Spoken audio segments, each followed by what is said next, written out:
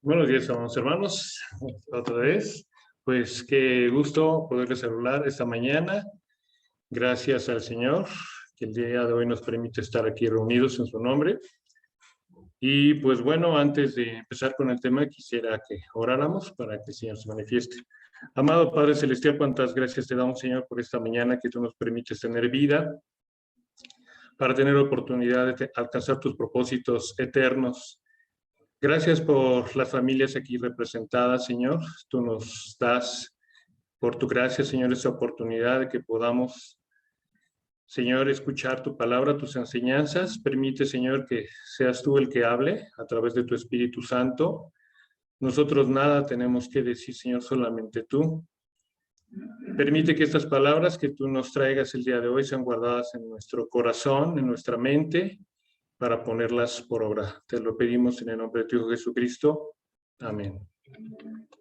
Bueno, amados hermanos, pues el tema del día de hoy es justamente muy relacionado con el tema que nuestro hermano Raúl nos acaba de compartir hace un momento. Nos habló de las características del siervo de Dios y pues hoy vamos a escuchar acerca de un siervo de Dios que fue el que nos da un gran ejemplo, una gran enseñanza acerca de cómo es un siervo de Dios, que es Nehemías. Entonces sí está muy enlazado el tema. Y bueno, él vive en una etapa difícil para su pueblo, para el pueblo judío. Y sin embargo, él como hombre, como varón de Dios, logra ayudar a la causa, logra hacer que de alguna manera esa situación que ocurre con su pueblo salga adelante, desde luego, con la ayuda de Dios. Y pues bueno, ya entrando en materia, vemos que la vida de Nehemías es un gran ejemplo de cómo un cristiano puede orar para recibir la respuesta y el respaldo de Dios en momentos de dificultad y de aflicción. Cualquiera que sea la situación que estemos viviendo en la vida, Dios nos dice hoy que no es demasiado tarde para buscarle en oración y debemos de darle gracias mucho a Dios porque el día de hoy podemos tener esa oportunidad de tener vida, salud, ¿verdad? Y poder hacer su voluntad. Entrando un poquito en cuestiones de contexto histórico, pues vemos que Jerusalén está pasando por una situación muy difícil. Ahí están los muros de Jerusalén destruidos, las puertas están incendiadas y hay pobreza, hay afrenta, hay un gran dolor en ese momento, ¿verdad?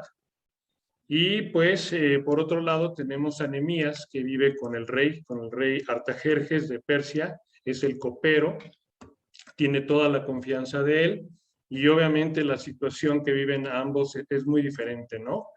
Nehemías está con todas las comodidades, está con todas las pues bendiciones que se tienen en la vida, tanto económicas como espirituales, y mientras el pueblo está sufriendo. Sin embargo, él de alguna forma se entera de esta situación.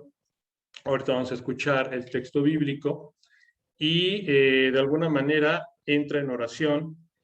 Esta oración pues está escrita en el capítulo 1 de Nehemías y habla de cuáles son las 5 características que él utilizó para poder ser oída su súplica, para poder ser escuchada su oración. Y bueno, vamos a ver cómo es esa oración que agrada al Señor. Pues vamos a verla, pero no sin antes leer el texto bíblico. Como introducción, mencionaría que estas 5 características son, número 1, la compasión, número 2, la confianza, número 3, la contrición, número 4, compromiso y número 5, clamor. Y pues vamos a estudiar cada una de ellas el día de hoy. Y vamos a leer el texto bíblico, empezando con la compasión. Dice, palabras de Nehemías, hijo de Acalías. Aconteció en el mes de Quisleu, en el año 20, estando yo en Susa, capital del reino, que vino Anani, uno de mis hermanos, con algunos varones de Judá, y les pregunté por los judíos que habían escapado, que habían quedado en cautividad, y por Jerusalén. Y me dijeron, el remanente, los que quedaron en la cautividad, allí en la provincia, están en gran mal y afrenta. Y el muro de Jerusalén derribado y sus puertas quemadas a fuego. Cuando oí estas palabras, me senté y lloré. E hice duelo por algunos días y ayuné y oré delante de Dios de los cielos. Podemos ver aquí un hombre que tiene interés por los demás, que tiene interés por las cosas de Dios y por su pueblo. Podemos ver que él escucha que están en gran mal y afrenta al pueblo de Jerusalén, los judíos. La seguridad, que es el muro, la protección, que es el muro, estaba derribado, estaba destruido, y todos sus enemigos podían entrar con facilidad y hacer daño, ¿no? Y el pueblo pues estaba en gran mal, sufriendo, con una terrible afrenta. Esto conmueve mucho a Nehemías. En Hebreos 12:7 sabemos que tenemos dos maneras en que las cosas ocurren. Cuando las cosas buenas ocurren es para nuestra edificación, pero cuando tenemos mal, cuando tenemos afrenta, cuando tenemos una tribulación, es para enseñanza, es para aprendizaje. Y en ese momento el pueblo judío estaba pasando por una afrenta y tenía que aprender algo del Señor. Dice Hebreos 12:7, es para nuestra corrección que sufrís. En Hebreos 12:11 dice, al presentarse ninguna disciplina parece ser causa de gozo, sino de tristeza. Sin embargo, a los que han sido ejercitados por medio de ella, les da después fruto apacible de justicia, ¿no? Entonces, no queremos ser disciplinados, y a veces tenemos tristeza por esa disciplina, pero cuando aprendemos, se convierte esa tristeza en gozo. Es la tristeza según Cristo y no la tristeza según los hombres, la tristeza del mundo. Bueno, la palabra compasión viene de una palabra latina, pati, que significa sufrir con.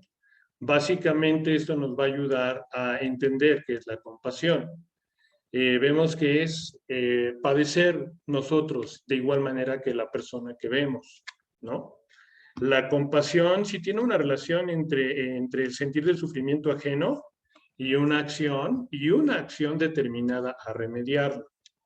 Por ejemplo, nosotros podemos sentir lástima por los niños o la gente de la calle y decir pobrecitos, ¿no? Pero no hacemos nada. Eso no es compasión. La compasión es cuando tomamos medidas para ayudarlos espiritualmente y para ayudarlos físicamente. Se les puede ayudar a las personas espiritualmente a través de la oración, que es lo más poderoso, ¿no? Podemos orar por ellos y entonces el Señor puede ayudarles. Pero también podemos bendecirlos de manera física cuando nos movemos por ayudarles. En este caso, Nehemías es un ejemplo de la compasión, porque no le bastó orar para bendecir espiritualmente, sino que en un tipo de Cristo, él abandona esa situación de estar con un rey, con todas las características, con toda la riqueza y con todo lo que tiene alguien que es el brazo derecho del rey, que en este caso Artajerjes, que Nehemías tiene todo a su lado, deja su comodidad y se va a sufrir, incluso a arriesgar su vida por ayudar al pueblo de Dios. Entonces, ese es un ejemplo de lo que nos hablaba nuestro hermano Raúl hace ratito, de lo que es un siervo de Dios y de los maravillosos himnos que escuchamos, ¿no? De poder ser siervos de Él y hacer algo, no estar cómodos, hacer algo para ayudar a nuestros hermanos en desgracia. Nehemías no solo sintió empatía, como podemos ver por su pueblo, sino que también sintió compasión y trabajó arduamente. Entonces, Aquí pues vemos este ejemplo en donde pues la empatía, insisto, solamente es, sí, sentir pesar, pero no hacer nada. Y sin embargo nosotros pues debemos como cristianos ir un poco más allá. Nehemías nos da un ejemplo de cómo podemos crecer, cómo podemos vivir esa compasión nosotros como cristianos, ¿no? Que no nada más sea escuchar, que no nada más sea, sí, el cristiano es compasivo, cómo podemos ir de esa práctica de solo escuchar a poder ser compasivos. Y aquí nos da un ejemplo de cómo él lo hizo. Primeramente vemos que él se interesó, puso mucha atención en el sufrimiento tratando de comprenderlo. Si nosotros miramos de frente el sufrimiento, podemos ayudar a nuestro corazón a que ese sentimiento crezca. Él cuando llega a Jerusalén, vemos cómo lo primero que hace es dar un recorrido en su caballo a lo largo de Jerusalén. Y va viendo con sus propios ojos toda la desgracia, toda la desdicha, todo el sufrimiento de su pueblo. Es lo primero que hace. Él no le da la espalda, él se acerca y ve a su pueblo en desgracia. Y entonces ese interés le duró prácticamente 4 meses. 4 meses en que se entera de esta situación y pasan 4 meses en los que él habla con el rey Artajerjes. Ayuna, ora, muchos días, de día y de noche. Díganme si no esta parte es fuerte de su testimonio, ¿no? Él no solamente ve, sino trata de comprender el pesar, el sufrimiento de sus hermanos. Es difícil. Nosotros tenemos un dicho, ¿no? Corazón que no ve, corazón que no siente, ¿cierto? Pero cuando tú ves, muchas veces nos hemos acostumbrado a ver cosas muy feas en nuestro país y en el mundo, ¿no? Vemos gente en la calle y podemos decir, ay, qué mal que esté esa persona ahí, ¿no? La dureza de nuestro corazón puede pensar así. Pero si nos acercamos y podemos verles, podemos ir más allá y ponernos en sus zapatos y ver cómo sería la vida así. Es bien difícil que no podamos movernos. Es bien difícil que nos quedemos quietos. Tendríamos que tener un corazón muy duro para no hacer nada por esa gente. Entonces, lo primero que él hace es ver. Lo primero que él hace es mirar, tratar de comprender. Y como les menciono, toma su caballo y se va a dar la vuelta a Jerusalén para ver cómo está toda la ciudad. El siguiente paso es sentir lo que el Señor nos indica, sentir esa simpatía, ese cariño, ese amor por la gente, porque podemos dar la espada y decir, esto le está pasando por su culpa, porque su desobediencia, y es justo lo que le está pasando, ¿no? Y entonces nosotros podemos cerrar la mano para ayudar. Sin embargo, él no hizo eso. Él no pensó en que el pueblo de Dios tenía la culpa en estar pasando. Nosotros podemos también en nuestra vida, como un ejemplo práctico para nosotros, podemos pensar que la gente que le está yendo mal es por su culpa y que son sus consecuencias, ¿no? Y cerrar nuestra mano para ayudar. Nos invita a tener esa simpatía, a tener ese cariño o ese amor que Dios nos habla, que el Señor nos habla, de llegar a ese amor para con los demás, ¿no? Y una y otra vez nos ha dicho el pastor Cox, amor es mi sacrificio por tu beneficio, ¿no? ¿Cómo voy a llegar a beneficiarte si no es a través de ese amor en donde yo me voy a sacrificar, como bien lo hizo Nehemías, que dejó toda su comodidad para ir a padecer, para ir a sufrir, y vaya que tuvo enemigos que querían quitarle la vida. Tuvo mucha dificultad, dejó todo su confort, toda su comodidad para ir a estar al lado de sus hermanos, para ayudarles, pero no sabía él que estaba solo, sabía que había un Dios grande y poderoso que estaba ahí detrás, ¿no? Y que solamente por su gracia, su misericordia, iba a poder salir adelante. Pero él, como bien dijo Raúl hace ratito, se ofreció. No hubo un profeta, no hubo un ángel del Señor que se le apareciera a Nehemías y le dijera, oye, Nehemías, dice el Señor que tú vayas a Jerusalén y que tú tienes que restaurar los muros. No hubo ningún ángel, ni siquiera hubo un sueño en el que Dios le hablara. Pero fue él el que dijo, como mencionó mi hermano Raúl, heme aquí. Envíame a mí. Yo quiero ir. Y vamos a ver cómo más adelante en su oración, él le pide a Dios que lo bendiga. Sabemos que Dios pone en nosotros tanto el querer como el hacer por su buena voluntad. Y desde luego el Señor puso en su corazón de Nehemías la compasión y el deseo de ayudar a su pueblo. Y muchas veces nosotros hemos escuchado esa voz, ¿no? O ese pensamiento que dice, oye, pues deberías de ayudarle a esa persona que está en necesidad. Oye, deberías de ir a la iglesia y entregar folletos evangelísticos. Y muchas veces hacemos oídos sordos. No, después que pase la pandemia, ahorita no tengo dinero, en fin. Y endurecemos nuestro corazón y cerramos nuestras manos para ayudar, ¿verdad? Sin embargo, vemos cómo Nehemías, sí escuchó esa vocecita. ¿Y saben qué hizo con esa vocecita? Hacer eco de ella, hacerla más grande.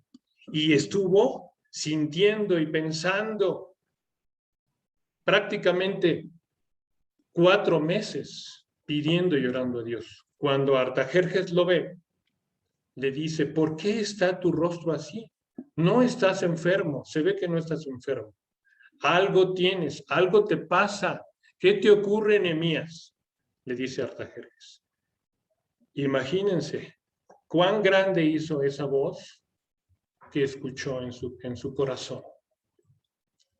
Y entonces sí pudo ir y hacer algo por sus hermanos. Dio un paso más allá, ¿verdad? Desde luego él evaluó sus capacidades, desde luego él pudo ver su posición, cómo Dios usa a personas adecuadas en momentos adecuados y con el corazón adecuado. Porque él en su posición de estar como copero del rey, que tenía toda la confianza, el hombre que más confianza tenía Artajerjes era Nehemías. Para que él pudiera probar los alimentos y las bebidas tenía que decir, ah, están bien, me puedo tomar. Confiaba en él y para que se haya ganado ese lugar fue porque hizo muchas cosas. No cualquiera tiene ese lugar de confianza de ese rey medo-persa, ¿no? Entonces, ahí podemos ver cómo él pudo ver sus condiciones y a lo mejor dijo, yo podría ir si me autorizaran. ¿Y cuál creen que fue la respuesta del Señor? El Señor confirmó y aceptó el ofrecimiento de Nehemías cuando viene el rey Artajerjes y le dice, sí, tú vas a ir. Te voy a dar lo que necesites para madera, para las puertas, y además vas a ser gobernador. Y lo hizo gobernador de Jerusalén, a Nehemías, después de ser un copero. Entonces, ahí podemos ver esa situación de cómo una gran obra empieza con oración y ayuno. ¿Cuántas cosas grandes han ocurrido en el pueblo de Dios que iniciaron con oración y ayuno? Doblando rodillas. Dice Charles Stanley, un pastor bautista, que de rodillas somos más grandes, más altos y más fuertes. Y Nehemías era un hombre de Dios, porque cuando habla con el Señor, él tiene muy frescas todas sus promesas. Ha leído la palabra, se ha instruido en la ley dada a Moisés. La ha leído, se ha instruido y entonces en oración puede hablar a Dios de sus promesas. Puede pedirlas. Pero ¿cómo empezó? Postrándose ante Dios. Y saben que la manera en que vemos en que cuando nosotros proveemos para la carne crece, nos domina, se hace más fuerte. Pero si nosotros proveemos para el espíritu se hace más grande. Y entonces la compasión puede crecer. Si tú el día de hoy escuchas en tu mente, en tu corazón, que de alguna manera hagas algo por esas almas que están perdidas, que es lo más importante, porque podemos darles comida y un rato comen, pero su vida en la eternidad se va a perder. Somos llamados a ser ministros de la reconciliación con Cristo, ¿no? A hablarle a los perdidos, a ver por las almas perdidas, que no pase un día, que no pase una semana, que no pase un mes, sin que puedas testificar de Cristo a otros que están yéndose al infierno, porque no han conocido el amor del Señor, no han conocido al Señor. Entonces, cuando nosotros decimos, sí, Señor, y lo hacemos grandes, como lo hizo Nehemías, que por 4 meses estuvo escuchando y sufría y se condolía. Si nosotros escuchamos esa voz y no cerramos nuestro corazón, se hace más grande esa vida espiritual que necesitamos. Muy bien. Vamos al punto número 2, que es la confianza. Dice la palabra de Dios, y dije, te ruego, oh Jehová de los cielos, fuerte, grande y temible, que guarda el pacto y la misericordia a los que le aman y guardan sus mandamientos. Esté ahora atento tu oído y abiertos tus ojos para oír la oración de tu siervo, que hago ahora delante de ti, día y noche, por los hijos de Israel, tus siervos. Vean cómo Nehemías sabe que hay un Dios vivo, un Dios inmanente. Manifiesta sus atributos, fuerte, grande, temible, que guarda el pacto, que guarda sus palabras, que cumple sus palabras y que tiene misericordia. Entonces él conoce al Señor y confía en él. Hay una parte interesante en esto que yo quería resaltar, que es la similitud que hay entre la palabra fe y la palabra confianza. A lo mejor la palabra fe a ustedes no les quede tan clara como a mí. La fe me cuesta trabajo. Dice en Hebreos 11:1, describe cómo la fe es la convicción de lo que no se ve, ¿verdad? Fe es la convicción de lo que no se ve. Pero aquí la pregunta, ¿nuestra fe es ciega? Bueno, hemos escuchado en debates con ateos, a grandes apologistas. Hemos escuchado cómo uno de los argumentos para aceptar a Dios es que dicen que la fe es ciega. Muchos ateos dicen la fe es ciega. No está basada en evidencias reales, no está basada en algo racional, en algo lógico. Es una fe ciega. Y es negar la inteligencia. Es como un absurdo a la inteligencia el aceptar la fe en el Señor, ¿no? Y pudiéramos ver que es un argumento razonable el que tienen esos ateos. Sin embargo, ¿es así la fe es ciega? No, ¿verdad, hermanos?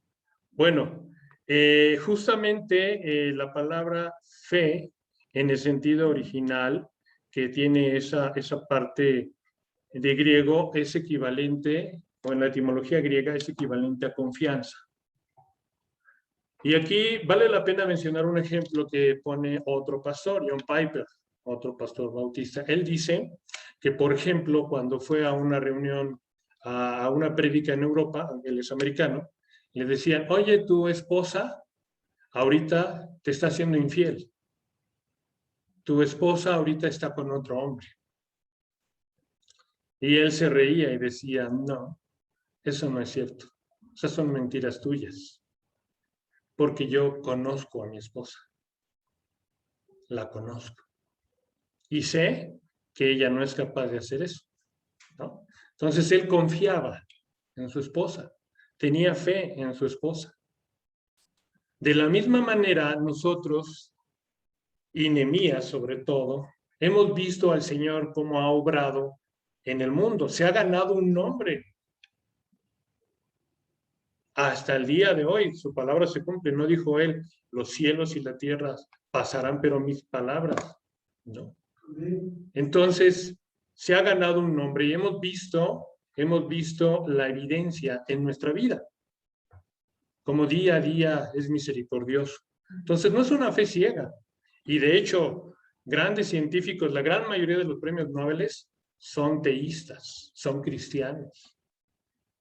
La gente más inteligente del mundo, la gran mayoría, es teísta, incluyendo a Darwin, por ejemplo, ¿no? Que muchos ateos lo toman como referente, pues resulta de que él es teísta. Entonces, vemos que la fe no es ciega. Desde luego no podemos nosotros conocer al 100% todo, ¿no? No podemos nosotros tener certeza, porque entonces la fe sería en nosotros, ¿no? Esa fe sería en que yo, hasta que vea las cosas, oye, no te han engañado muchas veces tus ojos. Es posible, ¿verdad? Que coincidamos en esa parte. Entonces, la confianza es adoración. La confianza también es alabanza. La adoración es reconocer los atributos de nuestro Dios y la alabanza es reconocer cómo nos ha bendecido en nuestra vida. Esa confianza que tenemos en Jesucristo, en nuestro Dios, está basado en esas evidencias y no es una fe ciega. Al contrario, como tenemos esa confianza, podemos extrapolar, podemos pensar que así como ha cumplido en todo este tiempo, podemos apostar, podemos tener fe en que lo va a seguir haciendo. Esa es la fe. No lo hemos visto, pero lo que hemos visto nos lleva a confiar en Dios, nos lleva a tener esa fe en el Señor. Esa es la fe que tenía Nehemías, porque él dice, tú te has ganado un nombre, Señor. Y te temen. Y saben que esta obra que se hizo en 52 días, en solo 52 días, no pudo haberse hecho más que por la mano de Dios, por la ayuda de Dios. Porque pasaron muchos años, desde el primer grupo con Esdras, con Zorobabel, que fueron e intentaron restaurar tanto el templo como todo, y no pudieron. Y él en 52 días logra hacer la restauración de todos los muros de Israel y de las puertas, que eran el símbolo de la seguridad, no solamente el símbolo, sino también era cómo bloquear la entrada a los enemigos.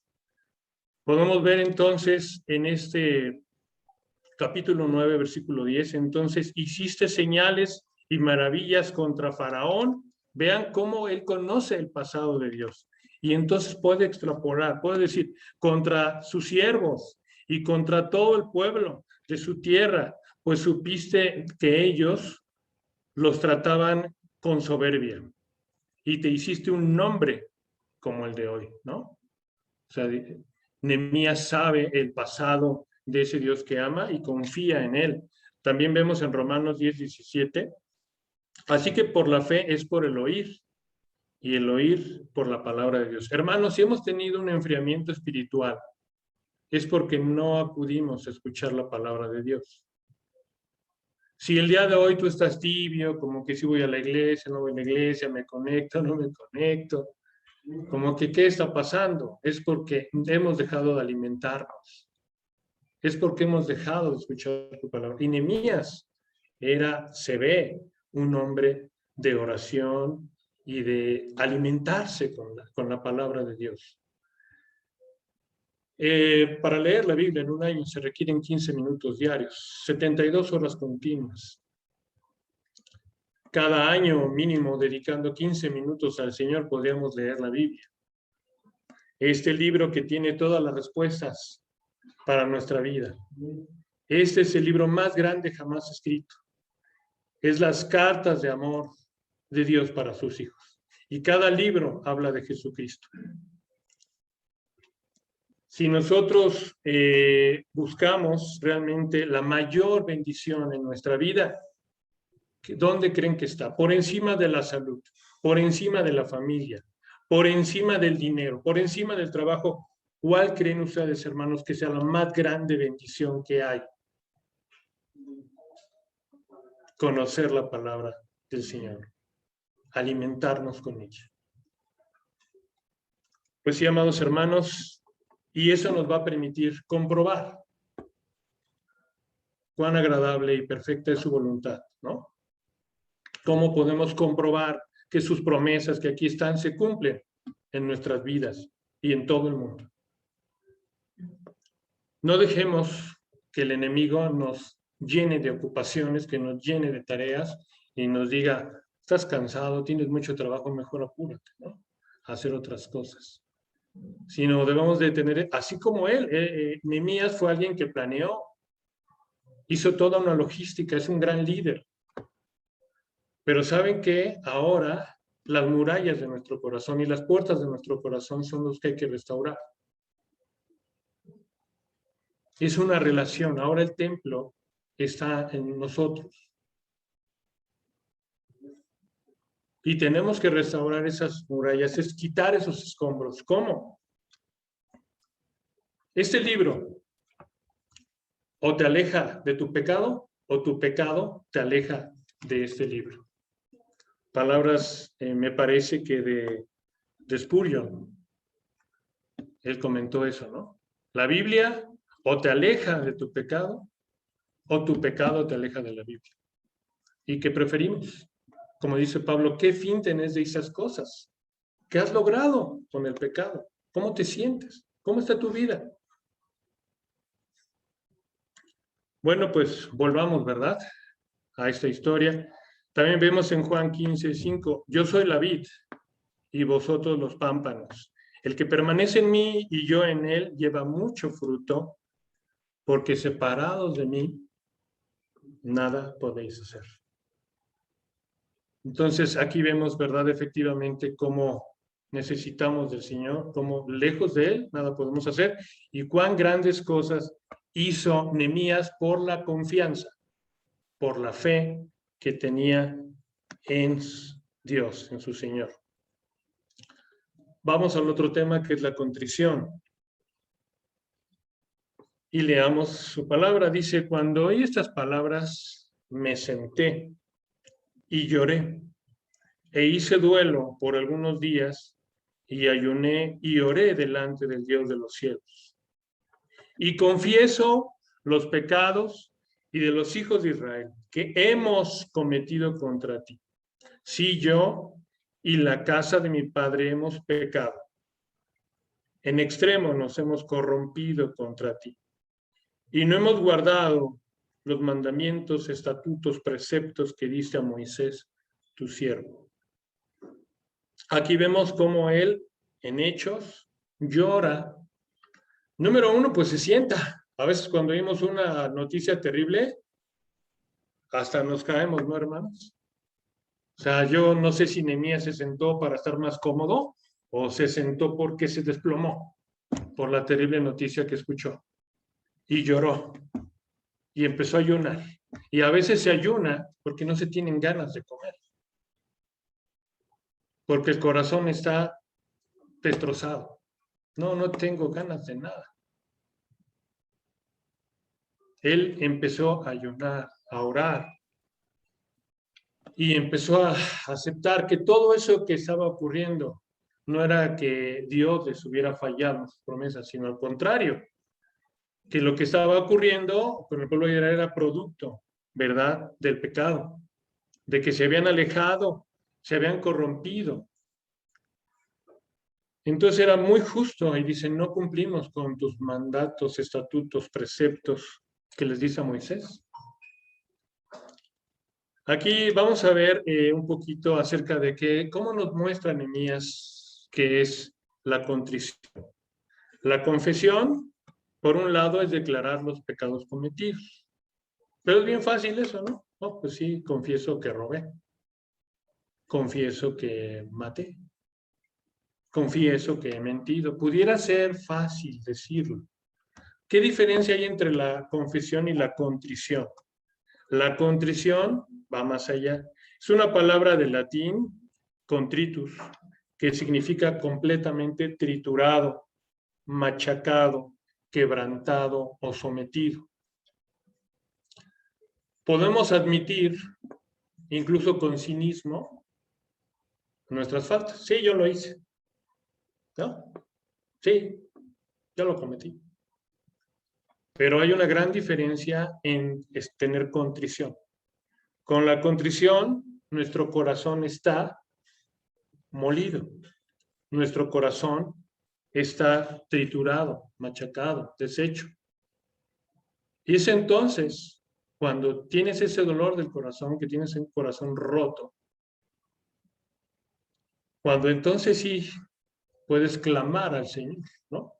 Más allá de solo orar, clamas al Señor, porque tienes un gran pesar, un gran dolor en tu corazón. Tu corazón está roto, tu corazón está deshecho. Y cuando podemos profundizar en los daños, como Nehemías, recordemos cómo Nehemías vio, Nehemías no se tapó los ojos, Nehemías vio. Cuando podemos ver la destrucción en nuestra vida del pecado y la destrucción en nuestros semejantes del pecado, entonces sí podemos hacer que el dolor crezca, ¿verdad? La contrición va a tener otros niveles, otros alcances. Proverbios 28:13 dice: el que encubre sus pecados no prosperará, más el que los confiesa y se aparta alcanzará misericordia. Y bueno, él sabía esto. Él venía de conocer a Salomón, ¿verdad? Con los proverbios, con los salmos. Este proverbio lo conocía. El que encubre sus pecados no prosperará, más el que los confiese y se aparta alcanzará misericordia. Y él es el que inicia como líder espiritual de su pueblo, empieza con esa restauración, confesando sus pecados y los de su pueblo, y además profundiza en ellos, ¿no? Machaca en ellos, los hace grandes. ¿Qué diferencia cuando somos indulgentes con nosotros mismos, ¿no? Sí, lo hice, pero ya pasó. Qué triste. Qué triste para nosotros, porque la tristeza que es según Cristo es la que nos lleva a pedir perdón y a alejarnos, a dar un cambio de 180 grados en nuestra vida. Aquí pues vemos que esta contrición tuvo él. Romanos 12:1-2 dice: así que, hermanos, os ruego por las misericordias de Dios que presentéis vuestros cuerpos en sacrificio vivo, santo, agradable a Dios, que es vuestro culto racional. Otra vez vemos, ¿no? La fe no es irracional, sino es racional. Vuestro culto racional. No os conforméis a este siglo, sino transformaos por medio de la renovación de vuestro entendimiento, para que comprobéis, otra vez evidencia, cuál es la buena voluntad de Dios, agradable y perfecta. Y también en Romanos 13:14, sino vestíos, algo que nos toca hacer a nosotros, ¿no? Decía hace ratito mi hermano Raúl: heme aquí, envíame a mí. O sea, nos toca a nosotros. No va a venir ningún profeta, no va a venir ningún ángel a hablarnos, no va a venir ningún sueño. Nosotros, si Dios ha tocado nuestro corazón, no cerremos nuestro corazón a Él, sino hagamos su voz más grande, escuchémosla con más fuerza. Ve y evangeliza, decía mi hermano Raúl, ¿no? Ve y hazlo. Entonces, esta contrición es la que nos va a ayudar de alguna forma a que veamos con mayor magnitud el pecado. Dicen que no vamos a dejar el pecado hasta que nos haga desgraciados.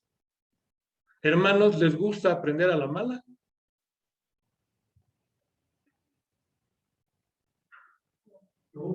No, ¿verdad? Mejor decimos: Señor, hasta aquí. Sí, Señor.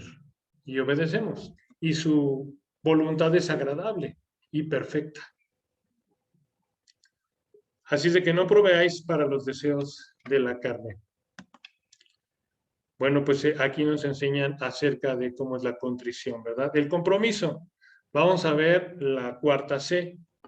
Dice en su palabra nuestro Señor: acuérdate ahora de la palabra que diste a Moisés, tu siervo, diciendo: si vosotros pecareis, yo os dispersaré de los pueblos, pero si os volviereis a mí y guardareis mis mandamientos y los pusiereis por obra, aunque vuestra dispersión fuera hasta el extremo de los cielos, de allí los recogeré. Y os traeré al lugar que escogí para hacer habitar allí mi nombre. Ellos pues son tus siervos, dice Nehemías, ellos son tus siervos y tu pueblo, los cuales redimiste con tu gran poder y con tu mano poderosa. Aquí viene la gran diferencia entre un cristiano que no tiene muchas bendiciones, que podrá tener muchos años en la iglesia y su vida no tiene la bendición que escuchó en un inicio, y alguien que ha crecido espiritualmente, el compromiso. Podemos ver cómo Nehemías se comprometió, ¿o no, hermanos? ¿Verdad? Él se ofreció, escuchó a su corazón, hizo grandes las palabras que llegaron a su corazón, a su mente. Él lo dice 2 veces en el libro de Nehemías. Él dice, el Señor puso esto en mi corazón. Y él no cerró sus oídos. Él escuchó e hizo más grande, hizo eco de esa voz, ¿no? Yo puedo oír, yo puedo oír. Envíame a mí. Y se compromete y va. ¿Qué significa compromiso? Es una palabra latina compuesta. Está hecha por 2 vocablos, cum y promisus, que es la unión con una promesa. Una promesa. Y tenemos un Dios de pactos, tenemos un Dios que da promesas, ¿no? Eso sí lo sabemos muy claro. En su palabra están las promesas de Dios. Y nuestras promesas, ¿dónde quedan, no? Somos la novia, somos la iglesia, somos la novia. Y hemos recibido mucho del novio, ¿no? Que ha dado su vida por nosotros. ¿Y nosotros cómo somos? ¿Cómo su novia? ¿No lo queremos? ¿No lo amamos? Que Él nos da todos los días vida. Por su gracia, hoy estamos vivos, hermanos. ¿Cuántos han muerto en esta pandemia? Pero su gracia nos tiene aquí. ¿Te ha dejado sin comer? ¿Tienes salud? Hoy, en su gracia, estamos aquí.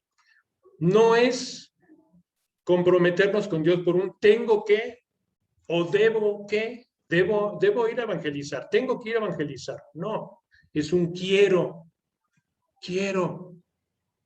como una novia enamorada, quiero comprarle algo a mi novio, ¿no? ¿Qué le ofreces tú a Dios? ¿Qué le ofrezco yo a Dios? ¿Qué le ofrecemos, hermano? ¿Sabes qué dice Pablo? Dice Pablo, pero su gracia no ha sido en vano, porque he trabajado. Que la gracia, hermano, que hoy nos tiene aquí con vida, no sea en vano. Amemos a nuestro Señor, porque queremos hacerlo. Él nos ha dado la salvación solo por fe, por gracia. Si por nuestras obras fuera, estaríamos condenados, y yo primero que nadie. Pero su gracia, su misericordia, es la que nos tiene aquí, nos da la vida eterna, solo por creer en Él. Pero ¿qué le damos, no? A ese amante, no lo cantábamos hace rato, no hay amor más grande que el de Cristo. ¿Y nuestro amor? Entonces, esa es la diferencia, el compromiso. Y dice Romanos 13:10, el amor es el cumplimiento de la ley, ¿no? El amor, no por obligación, porque vamos a fallar. El Señor sabe que no podemos cumplir sus 613 estatutos, decretos y mandamientos, ¿no? O los 10 del decálogo que le dio Moisés. No vamos a poder, vamos a fallar. Sin embargo, podemos, hermanos, levantarnos, perdóname, Señor, y seguir, y ya no practicar el pecado, sino practicar la justicia. Que nuestra práctica sea la justicia, no el pecado. como una ofrenda a Dios, ¿no? Y Dios nos capacita. Decía mi hermano Raúl, no nos ha venido ninguna prueba que no sea humana, ninguna tentación que no podamos resistir. Pero Él nos ayuda. No hay pecado que pueda con el equipo que hacemos, Cristo y nosotros, ¿no? En esa común unión con el Espíritu Santo. Ayudarle al Espíritu Santo.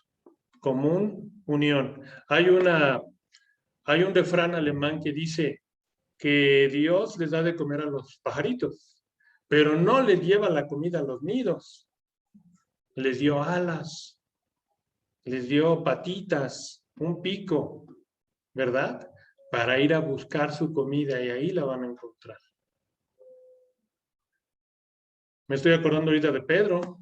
Cuando Pedro en Hechos 12 está en la cárcel, está esposado, tiene a sus dos lados soldados y hay una guardia postada. Y él no podía salvarse, él no podía seguir con la obra. ¿Y qué hizo Dios? Manda un ángel. Manda un ángel y ayuda a Pedro a salir de la cárcel. Dice, sígueme. Y ahí va Pedro. Pero una vez que sale Pedro, ¿qué le ocurre al ángel? ¿Se queda para ayudarle? No, se va el ángel. Entonces, el Señor nos ayuda. Sí nos ayuda, pero si nosotros podemos hacer algo, Él no va a dejarnos cómodos. No tenemos que esperar sentados de brazos cruzados, cómodos, a la ayuda del Señor. Podemos cooperar con Él. Eso es la común unión con el Espíritu Santo, ¿no? Unir nuestra voluntad a la ayuda del Espíritu Santo y hacemos un gran equipo. ¿Cuántas veces no les ha pasado, hermanos, que han tenido un problema y que de alguna forma no encontramos la solución? Pero ¿qué pasa si nos hincamos? Señor, ayúdanos. Y en minutos tenemos la respuesta de qué hacer, ¿no? Seguramente les ha pasado que están ahí con un dolor de cabeza. Ay, pero es que vamos solos. En esas reuniones, por ejemplo, de Zoom y demás, me acuerdo que una vez nos reunimos los hermanos y teníamos problemas para conectar, no nos salía bien y dijimos, bueno, es que no hemos orado, ¿no? Ya nos pusimos a orar y todo fluyó. Lo que es ir solos diciendo, Señor, no te necesito. Ah, no lo necesitas. Imagínense si no lo necesitamos, ¿verdad? Entonces, aquí empieza en el capítulo 9 de Nehemías algo bien importante, versículo 38, el último versículo de ese capítulo, dice, a causa pues de todo esto, nosotros hacemos fiel promesa y escribimos firmada por nuestros príncipes, por nuestros levitas y nuestros sacerdotes. Ellos firmaron el compromiso de cumplir con la ley de Moisés. Por primera vez se tiene ese registro, ¿no? Y hubo un avivamiento enorme porque Esdras antes empezó a leerles la palabra toda la mañana, desde que aparecía el sol hasta en la tarde estaban confesando pecados y escuchando la palabra y Esdras trataba de explicárselas para que entendieran que quedara bien explicada la palabra, ¿no? Entonces, después de escuchar todo eso y ver que lo que les había pasado como pueblo era producto de su pecado, de su desobediencia, hacen un pacto, hacen una promesa, ese es un compromiso. Sé de un pastor que tiene 70 promesas, 70 compromisos con Dios y los tiene muy claros. Yo tengo algunos, les comparto, hermanos, no por ponerme de ejemplo, pero sí para hacer testimonio, porque esto ha sido de bendición para mi vida. Y sí les comparto, hermanos, yo tengo el compromiso con el Señor de cada 8 días venir a la iglesia y entregar folletos evangelísticos. Antes de entrar al culto, me pueden ver en la entrada, a mí y a mi esposa, entregando folletos evangelísticos, porque es un compromiso. Nos ha dado la gran comisión, que es ir por las almas perdidas, y entonces, como iglesia, aquí a la gente que podemos atraer, traerlas aquí a la iglesia, porque si yo hablo ya por mi casa, pues está muy bien, pero ¿a qué iglesia se van a congregar? ¿De sana doctrina? ¿De esas iglesias de la prosperidad? Aquí, ¿verdad? Con nuestro pastor. Entonces, ese compromiso es el que nos lleva a decir sí, Señor, y hacerlo. Mateo 16:24. Entonces Jesús dijo a sus discípulos, si alguno quiere venir en pos de mí, niéguese a sí mismo y tome su cruz y sígame. Y esa es la gran diferencia. Número uno, nos pide interceder. Una cuestión también que nos deja ver cómo nuestra relación con Dios es el nivel de oración que tenemos. La oración es el termómetro para saber cómo somos como cristianos, ¿no? Porque es nuestro hablar con Él.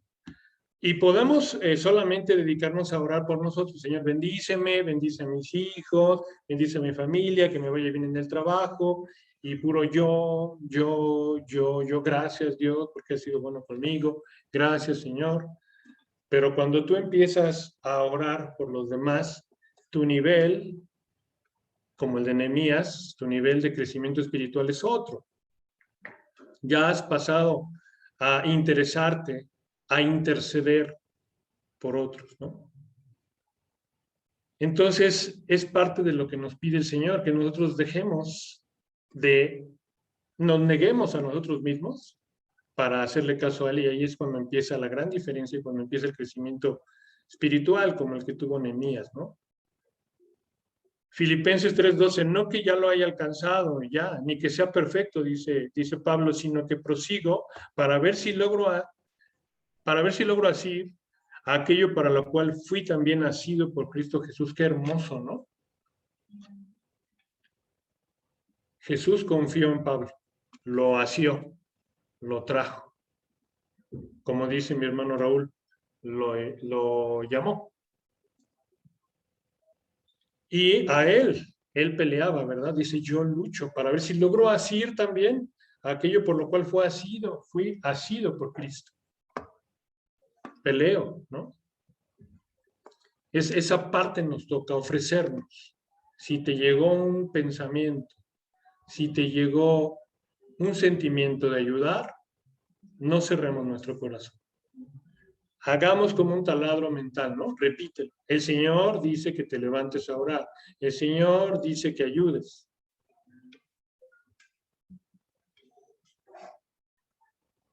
La primera de Corintios 15:10 dice, pero por la gracia de Dios soy lo que soy y su gracia no ha sido en vano conmigo, era lo que les decía, sino antes he trabajado más que todos ellos, pero no yo, sino la gracia de Dios conmigo. Y estamos ya cerrando esta parte, hablando de clamor, y dice el texto, te ruego, oh Jehová, esté ahora atento tu oído a la oración de tu siervo y a la oración de tus siervos, quienes desean reverenciar tu nombre. Concede ahora buen éxito a tu siervo y dale gracia delante de aquel varón, porque yo servía de copero al rey. Vean cómo ruega, hermanos, cómo pide que sea concedida su petición y cómo le dé la gracia y afortunadamente el Señor toca el corazón de Artajerjes y lo envía, ¿verdad? Como gobernador y le da todo lo necesario para que alcance la restauración, tanto física como espiritual del pueblo de Israel. Clamar es pedir una cosa con vehemencia o desesperación. Yo creo que todos hemos tenido alguna tribulación, alguna enfermedad y nos hemos puesto de plancha en el piso, ¿no? Y hemos sentido el frío del piso, seguramente, y hemos llorado cuando hemos orado y hemos clamado al Señor. Cuando nuestra oración toca ese piso, ¿verdad? Físicamente, porque es una congruencia entre nuestro decir, sentir y hacer. Cuando nosotros tenemos ese nivel de que estamos contritos, que estamos humillados, entonces sí clamamos. Y entonces es como una oración más fuerte para el Señor. Él clamó, lloró, ayunó.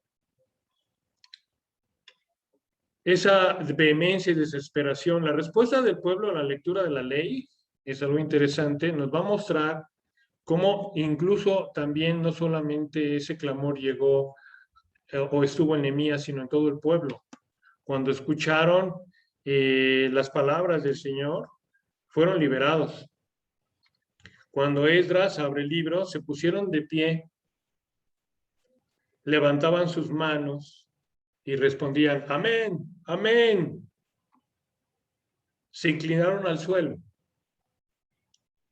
y adoraron al Señor. Lloraron con remordimiento. Y lo hicieron tanto que hasta Esdras, Nehemías dijeron, ya no lloren. Ya no lloren. Sufrían muchísimo. ¿Saben qué? Ahorita ya esto es la gloria de Dios. Ya no lloren. Es la gloria de Dios porque Dios quiere que nos volvamos a Él en arrepentimiento. Que estemos quebrantados, que estemos humillados por nuestro pecado y que entonces nos volvamos a Él en arrepentimiento para que entonces ahora sí podamos recibir en obediencia pues esas bendiciones, ¿no? Como dice Miqueas 2:7, no hacen bien mis palabras aquel que obra rectamente. Él conocía, Nehemías, esta enseñanza de Miqueas. El Señor y sus palabras hacen bien a aquel que obra rectamente. Y finalmente ellos sí empezaron a ver al final, ¿verdad? Todo esto ya terminado, se gozaron, vieron otra vez la restauración física y espiritual, porque pudieron ser lavados. Dice Spurion que es como cuando llueve. Cuando llueve, que viene una tormenta muy fuerte, que todo está negro, que estamos tristes, como el día de ayer, que estaba bastante nublado y lloviendo muy fuerte, decíamos, híjole, hoy sí, está todo oscuro, ¿no? Está lloviendo muy fuerte, qué terrible. Y es solamente un reflejo de lo que estaba pasando en otro lugar. Pero dice Spurion que cuando llueve y ha pasado la lluvia, como ese reflejo cristalino de las gotas hacen que el cielo se vea más claro, hacen que todo sea más limpio y transparente. Así pasa con nuestra alma. Cuando ha llorado, cuando se ha dolido, cuando ha pasado por el arrepentimiento, por la contrición, entonces llega una paz y un gozo en el Señor.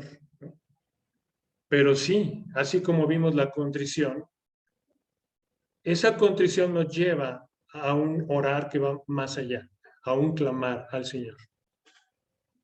Porque debemos hacer eso, ¿no? Si tú el día de hoy tienes enfermedades, no esperes a tener cáncer, no esperes a tener diabetes, no esperes a que entonces sí, el pecado nos haga desgraciados, ¿no? O el día de mañana que muramos sin haberle hablado a nadie.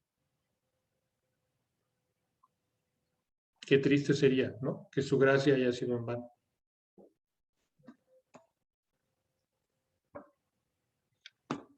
Conclusión, hermanos, pues yo les exhorto, exhórtenme, exhortémonos al día de hoy a compadecernos, ¿verdad? A poder mirar en los demás su sufrimiento. Yo sé que todos ustedes tienen algún testimonio, yo también, ¿verdad? Pero no estamos aquí para exaltarnos, sino para exaltar a Dios. Confiemos, que es el equivalente a tener fe, pero a mí me queda más claro confiar, ¿verdad? Confiar en ese Dios que con evidencias nos ha mostrado quién es, un Dios grande y poderoso. A presentarnos contritos, a ver, enfrentar el pecado, ¿no?